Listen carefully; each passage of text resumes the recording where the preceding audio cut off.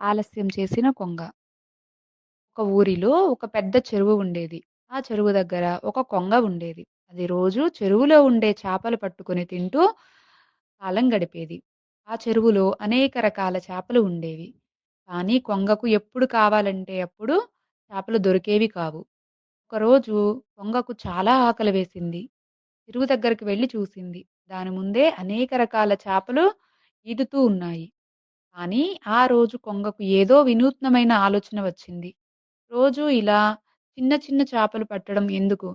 ఇప్పుడు అన్ని చేపలను నేను పడగొట్టాలి. తర్వాత కొన్నాళ్ళు నేను విశ్రాంతిగా ఉండొచ్చు అనుకున్నది. ఇది అనుకోని కొంగ వెంటనే వేట ప్రారంభించలేదు.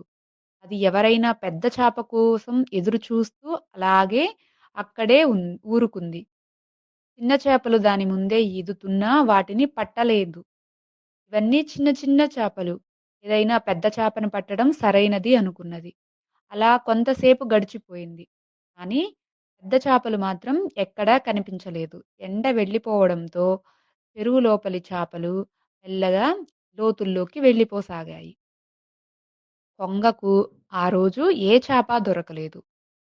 ఇక చివరికి ఆకలితో అలసిపోయిన కొంగ ఆ రోజంతా ఆకలితోనే ఉండిపోయింది. నీతి: ఆలస్యం మంచిని కోల్పోవడానికి కారణమవుతుంది. అవకాశాలు వస్తే వెంటనే ఉపయోగించుకోవాలి.